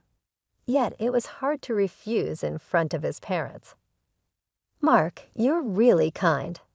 Thank you so much. It's a big help," they said, looking at me and Mark. Under their pressure, I reluctantly agreed to increase the remittance. Afterward, my in-laws started demanding money for various reasons, not just the remittance. I wanted to refuse, but they knew I would say no, so they approached Mark instead. Especially weak to his mother's requests, Mark often decided to increase the remittance whenever she asked. On the day his father returned from the hospital, after sending my in-laws off in a taxi, Mark and I returned home, only to find, surprisingly, that his parents, who were supposed to have gone home, were waiting outside our house. It's tough for Dad to climb our stairs, so I thought we'd take care of him here until his back is fully healed. "What? You can't just spring that on me." My surprised reaction made my mother-in-law frown. My father-in-law stood in front of the door as if to say, "Let us in quickly." "Mark, that's okay, right?" Mark replied, and I stared at him in shock. He avoided my gaze. From his reaction, it became apparent that Mark and his parents had likely already discussed their plans. "Fine, you can stay here until you're fully recovered." I reluctantly relented, ushering my in-laws inside. They surveyed the house and settled onto the living room sofa. "Look at this place, so nice." "Our house is 50 years old and falling apart," remarked my father-in-law. "Yeah, it's really showing its age," agreed my mother-in-law. Mark nodded along, indicating their intention to stay for an extended period. Admittedly, since I had been providing financial support, having them here might ease the burden. However, financial considerations aside, it didn't mean I welcomed the idea of cohabiting. Renovating old houses is trendy these days. "How about considering that, Mark?" I suggested. "Yeah, maybe," Mark replied vaguely. 2 years into our marriage, despite being in the supposed honeymoon phase, Mark and I hardly spent time together. We hadn't even gone on a honeymoon. This place served as both my home and office. It was manageable when Mark was out for work, but with my in-laws around all day, it complicated things. If we were to live together, I'd rather move into their house and reserve this place solely as an office. Thanks to my initial resistance, the topic of cohabitation wasn't brought up again by my in-laws. However, even months after my father-in-law's discharge from the hospital, my mother-in-law showed no sign of taking him back. Their belongings started to overflow from the guest room into the living room. "Mark, your dad seems perfectly healthy now. He even went bowling today. Maybe it's time for them to go home," I suggested. "What are you saying? Sending my dad back with his bad back is cruel. What if it gets worse?" Mark raised his voice, leaving me silent. It seemed that Mark believed raising his voice would compel compliance. He frequently asserted his opinions loudly, and opposing him often resulted in my mother-in-law siding with him, putting me at a disadvantage. This dynamic persisted for 2 years. During this time, I took care of all the housework while my in-laws frequently went out to enjoy themselves. Despite my father-in-law's back being fully healed, there were no signs of them returning home. "Sorry, I have a meeting at 1:00 p.m. today, so I'll eat lunch in my room," Okay. I informed them as I placed lunch on the table. Understood, but leave the dishes for later, my mother-in-law replied without looking up. As the clock struck 1:00 p.m., my online meeting commenced. However, about 10 minutes in, the door burst open and Mark declared, "This is where me and my parents live." My in-laws nodded behind him. I swiftly apologized to the meeting participants and ended the call inwardly frustrated. "I told you I had a meeting at 1:00 p.m.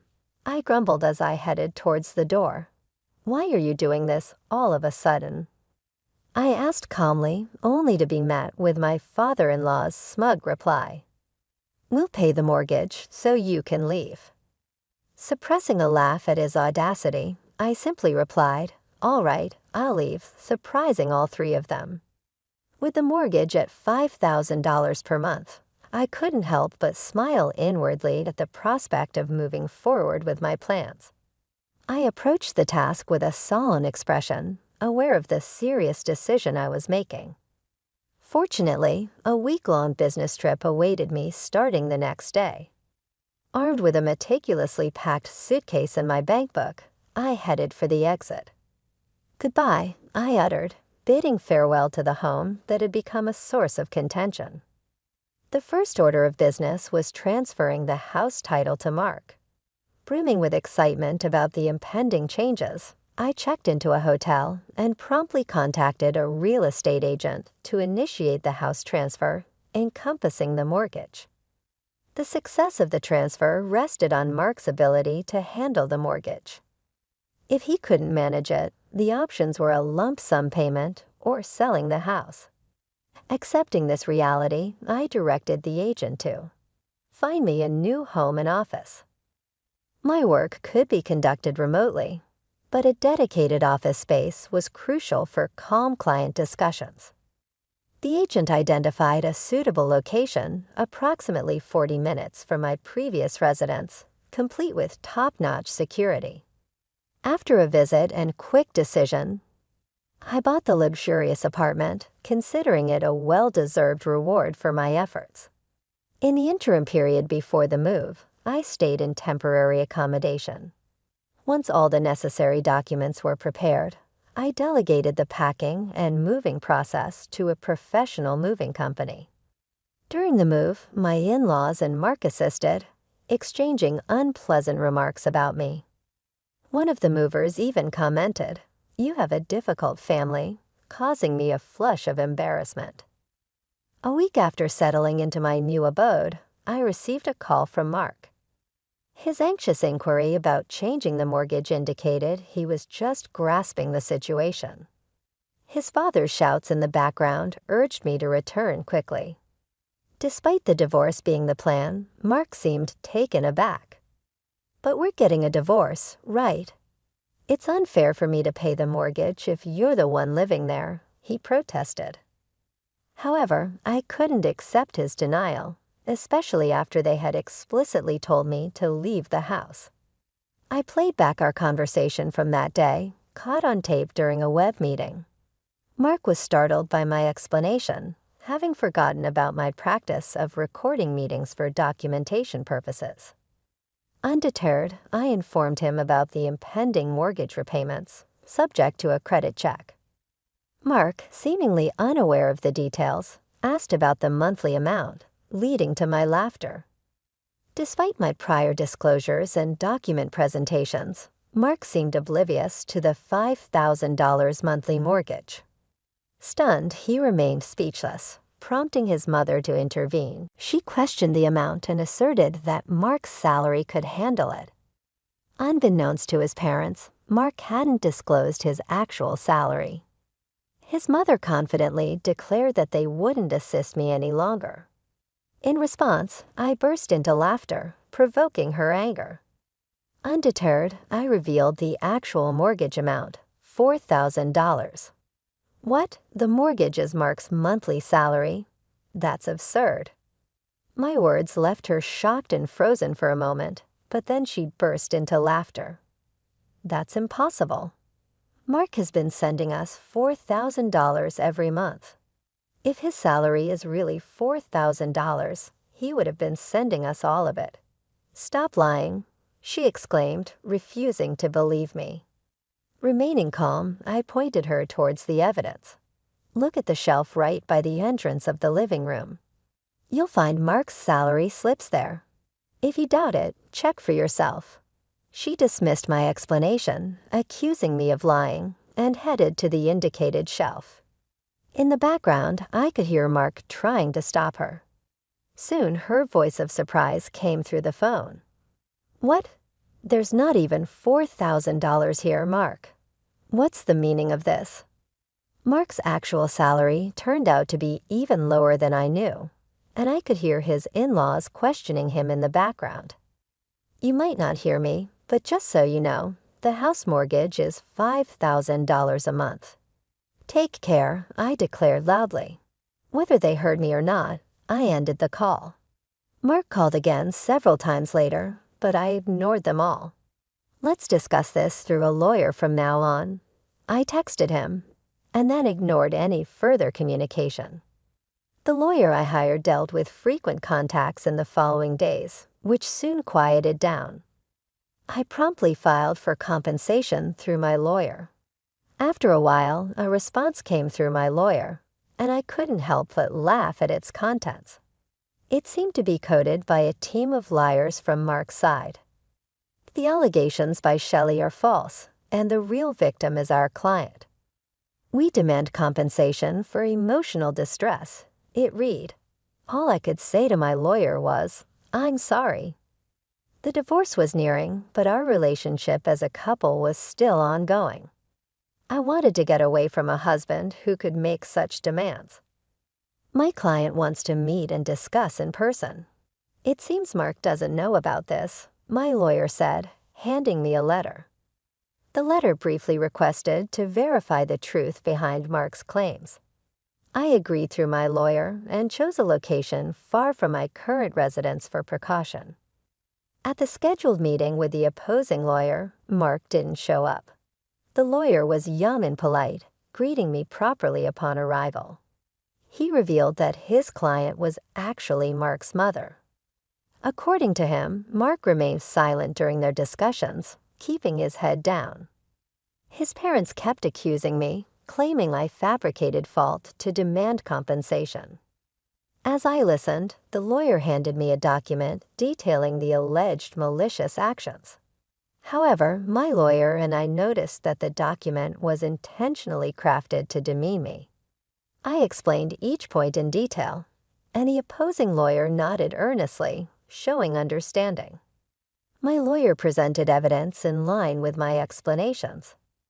I see the content of your statements is completely different, Shelley. You have solid evidence and a strong case, he commented. All this part is reversed, I pointed out, correcting a mistake. The opposing lawyer was visibly shocked. Once the explanation concluded, he left the room with the same politeness as when he arrived. My lawyer and I strategized to expose Mark and his parents' falsehoods, reaching out to other relevant parties to set up a meeting to discuss compensation. About a month after the meeting with the opposing lawyer, Mark and his parents arrived, looking haggard. His mother glared at me as if seeing an enemy. You seem to be enjoying all this trouble. Who do you think is responsible for this situation? She asked, dissatisfied with the private dining room I had chosen. It was unfortunate that she didn't like the upscale restaurant she used to favor. However, her irritation might also be influenced by the fact that the opposing lawyer, having learned the truth, dropped their defense. Mother, you used to like this place, right? I anticipated her delight, but she met my words with a somber expression. We entered the restaurant, greeted by staff briefed on our situation, and were escorted to a private room. Mark remained silent until we were seated, then suddenly grew emotional. Shelley, I was wrong. Please help me. I can't go on like this. I'll do anything you say. Please come back, Mark pleaded, stunning his parents. I offered a kind smile, momentarily easing Mark's distress. However, I signaled my lawyer, who handed Mark a document. As Mark paled, I urged him to read it. His mother snatched it, glaring furiously. The document meticulously refuted each of Mark's claims in stark red ink. Enraged, she splashed water on my face, berating me for my arrogance. To everyone's surprise, I burst into laughter at the absurdity of the situation. My laughter caught them off guard, including my lawyer. Yes, it seems I wasn't the perfect wife, I quipped. I shared the burden of household chores, endured criticism for my infertility, and even had my earnings taken. As Mark's parents continued to rail against me, I signaled my lawyer, who produced a photograph. It depicted Mark entering a hotel with a young woman, my former boss, and Mark's cousin Ashley.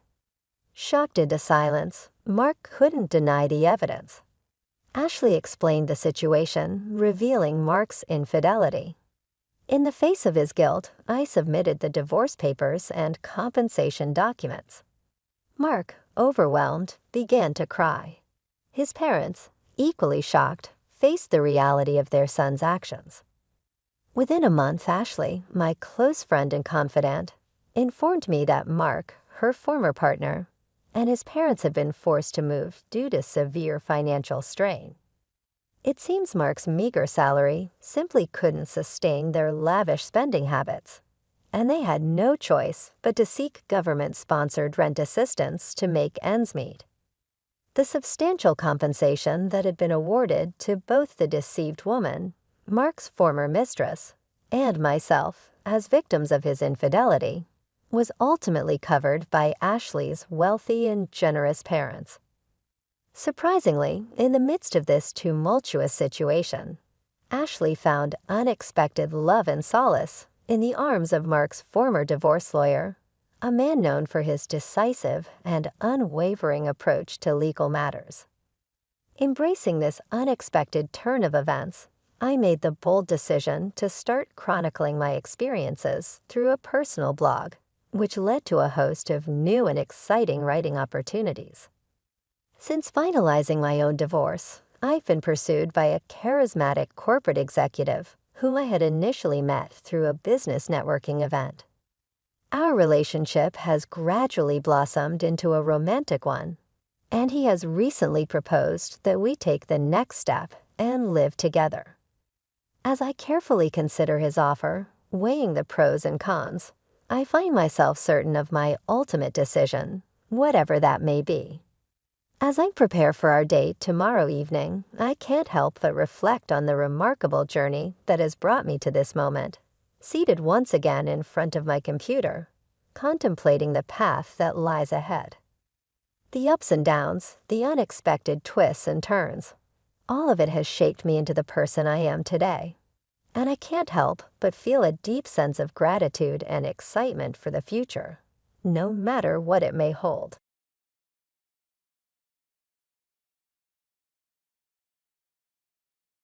I will never forget the conversation I had with my father when I announced my engagement to Peter. It was a bittersweet moment filled with both joy and trepidation. My father, a man of few words but keen insight, took me aside and spoke with a gravity that I had rarely seen in him before. "So, are you absolutely certain about marrying this man?" he asked, his brow furrowed with concern. "I know you love him deeply, but something doesn't sit right with me." He paused, choosing his words carefully. "Peter, he doesn't strike me as the right match for you." I was taken aback by his words.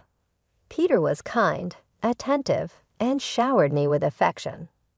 Everything I had ever dreamed of in a partner. "Why are you saying this, Dad?" I asked, puzzled. "He loves me and respects me. I don't care if he's not as financially stable as we are." My father nodded slowly, his gaze unwavering. "I know, my dear. You know I built my own fortune from nothing. I would never judge someone based on their economic status." He sighed heavily, as if the weight of his next words pained him. But Zoe, there's something about Peter that troubles me. And his mother, Julia, she's no different. I shook my head, utterly perplexed. What do you mean, Dad? I don't understand. He placed his weathered hands on my shoulders, his eyes searching mine. Call it a father's intuition, Zoe, but I don't believe this man truly loves you. Yes, he showers you with affection, but I've heard him boasting to his friends about how he's bagged the rich brat. And Julia, she just laughed and agreed with him. I felt the blood drain from my face, my heart sinking with each of his words. No, you must be mistaken. I stammered, desperately wanting to believe that my father was wrong. Peter would never say such things about me. And Julia, she loves me like a daughter. She would never condone such behavior. My father sighed deeply, the worry etched into the lines of his face. I wish I could be wrong, Zoe, but a father knows when something is amiss. Please, I beg you, think carefully about this decision. Your happiness means everything to me. Sometimes I wish I had listened to my father's words of caution. If only I had heeded his warnings, perhaps the heartbreak that was to come could have been avoided. But alas, the path I chose was a difficult one, filled with pain and betrayal. Here's an elaborated version of the passage. I was a naive and insecure young woman, consumed by a desperate desire for love and connection. My mother had passed away 2 years before I got married, leaving a painful void in my life. To make matters worse, my father was gravely ill and not expected to live much longer. I felt utterly alone and adrift, clinging to the hope that finding a partner would give me a sense of purpose and stability. That's when Peter and Julia came into the picture. They seemed to offer the emotional support and sense of belonging that I so craved. I latched onto them, convinced that their friendship would be the lifeline I needed to get through the darkest period of my life.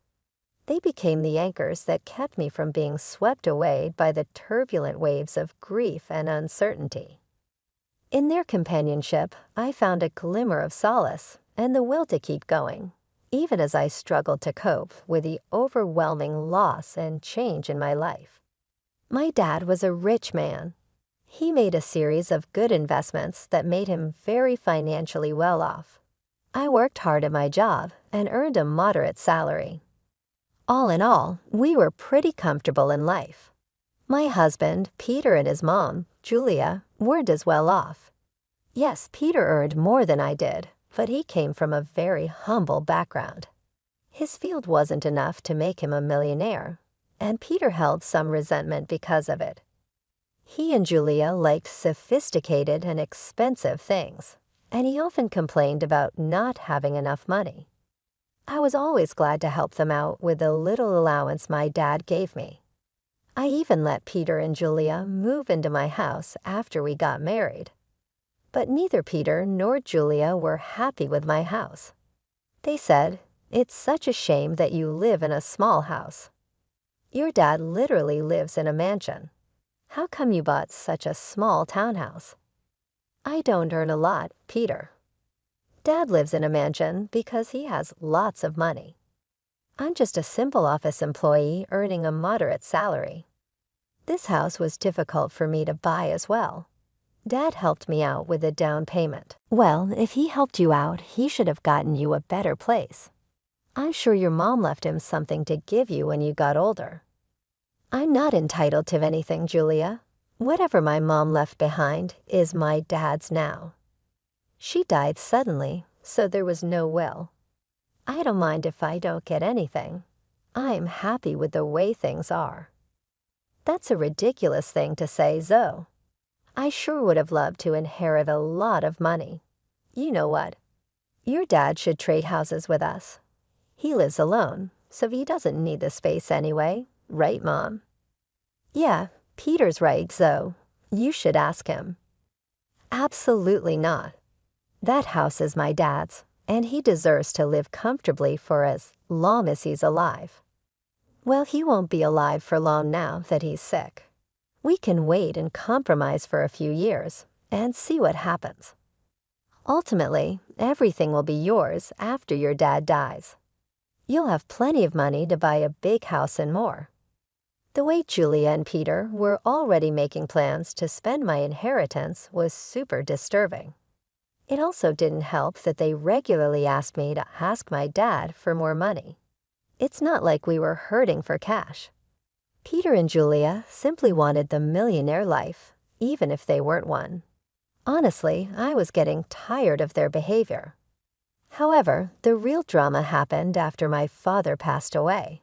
My dad's cancer took him away from me pretty soon. I was devastated, but I got little support from Peter or Julia. They were only concerned about the date of the will reading and didn't even help with the funeral. In fact, they refused to attend the funeral because my dad was no one to them. I was heartbroken and furious. At that point, my dad's words kept coming back to me. I was growing suspicious of them and started to have doubts about their intentions. I feared they were really after my inheritance. They were not allowed to be present for the reading of the will. Peter and Julia said, "Why the hell are we not allowed to read the will? This is ridiculous. Lawrence was my own father-in-law. Yes, this is ridiculous. We are family and should be present for this event. We have the right to know what Lawrence left in the will. At least my son should be allowed to be there. Your son is not in the will, Julia, so he cannot read the will. Why are you two so obsessed with inheritance? You didn't even come to the funeral." It was funny how my dad was suddenly family when it came to getting an inheritance. I was pretty annoyed at Julia and Peter. What was worse was that they started hounding me as soon as I got back from reading the will. They were not allowed to see the will, but they constantly asked, "So, how much did you get?" I had a hard time dealing with the grief of losing my father, but I got no support from them. They simply wanted to know about my inheritance. Julia asked me, "So, we've been wondering about something for a while now. How much inheritance did you receive from your parents? You must have gotten a lot of money. How much money did you get?"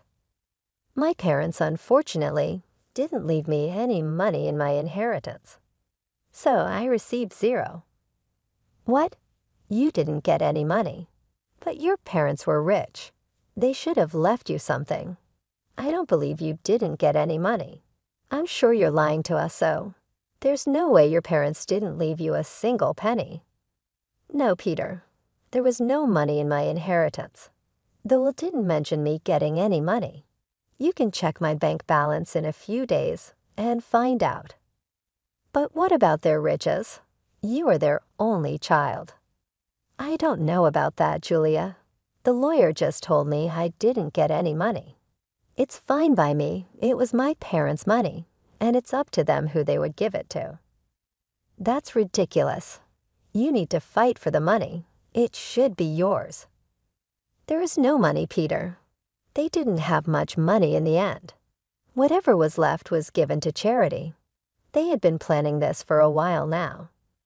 Julia and Peter were furious. I had no idea why they were acting so weird about my inheritance. I almost told them the full details, but something stopped me. There was a creeping doubt in my mind that my husband and mother-in-law were up to something. I waited for them to digest the news. When Julian and Peter kept pressuring me for more information, I put my foot down. I told them firmly that I didn't get any money, and even offered to show them my account in a few days. Well, a month passed, and nothing showed up. In the meantime, Peter grew very distant and stopped being affectionate with me.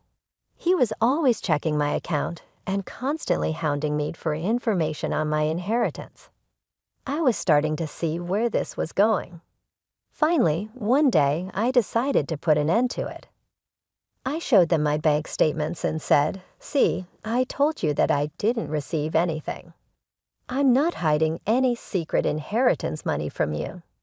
Do you believe me now?" Wow, our years of hard work just went down the drain then.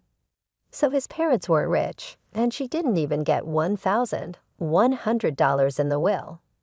"This is ridiculous," Peter's mom, Julia, exclaimed. "I can't believe this," Peter said.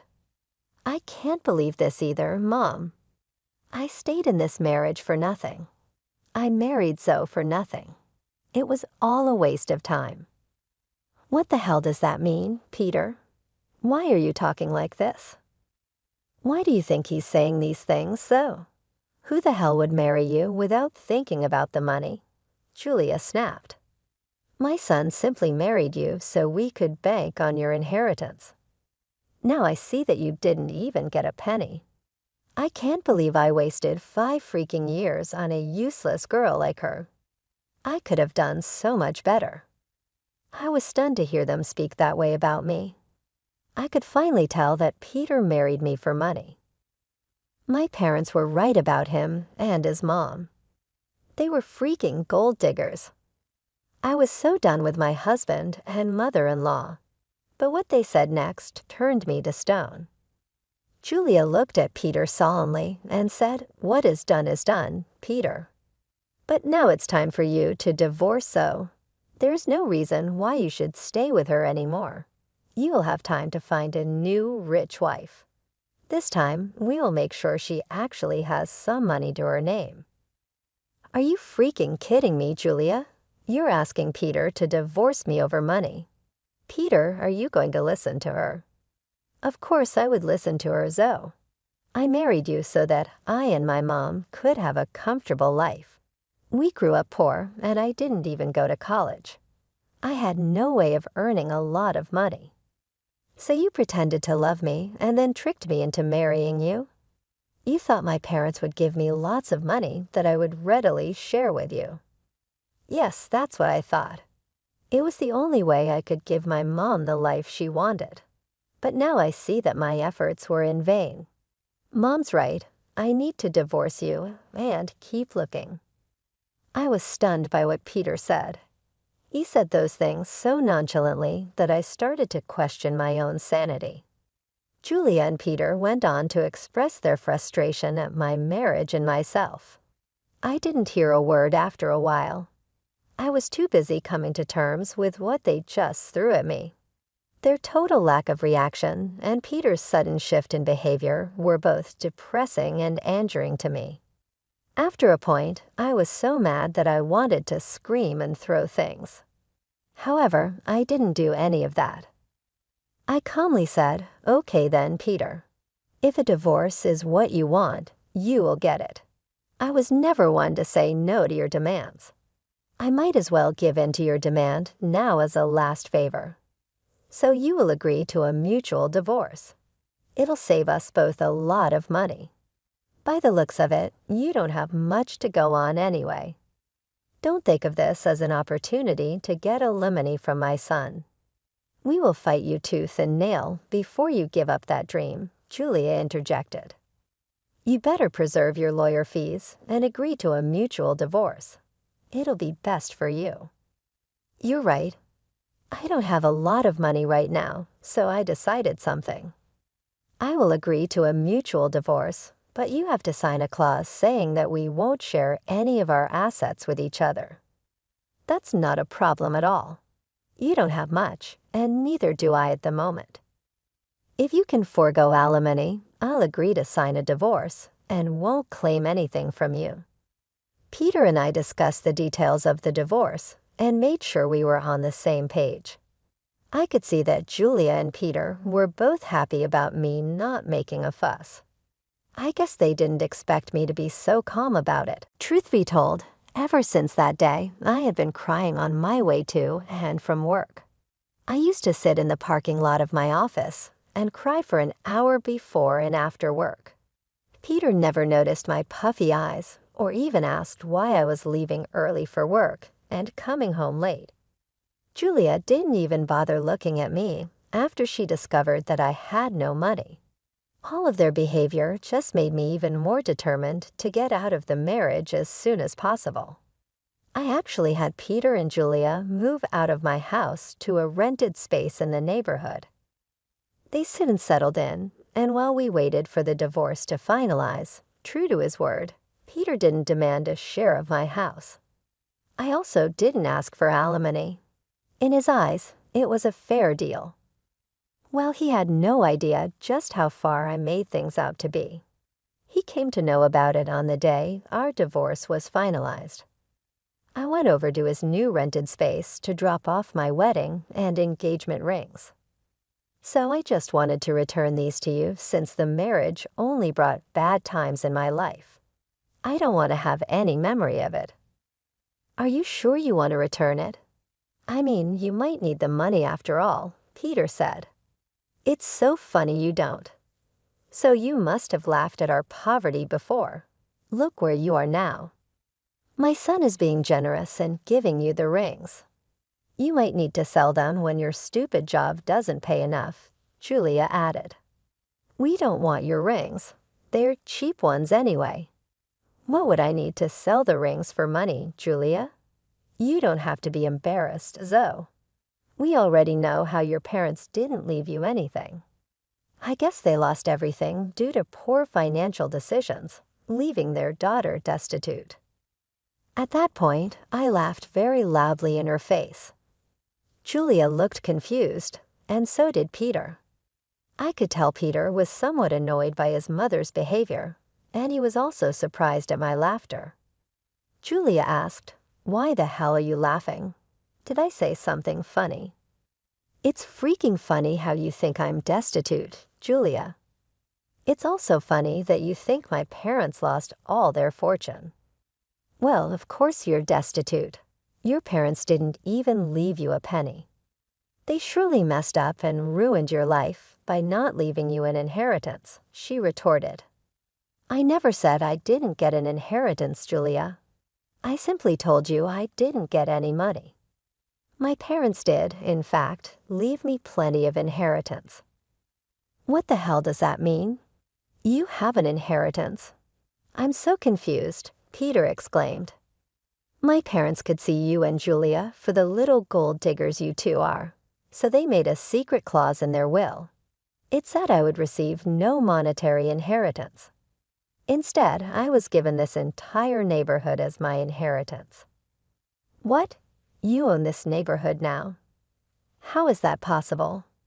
We would have known about your inheritance if this was true. We even signed the lease with an estate manager who didn't tell us the name of the owner, Peter said in disbelief. My parents wanted me to wait for a year before I got my inheritance. They wanted me to test you too and see if you were really with me for love or money. Well, of course, you failed the test, and now you won't get anything from me. Also, the estate manager was appointed by my parents to take care of the property before I inherited it. They were smart people, you know. That is impossible. I don't believe a word you're saying. You're just embarrassed because you don't have money anymore. Oh, really, Peter? Is that what you and your mother have concluded from this? Well, why don't you call your landlord and find out from him? Don't worry, we will do that.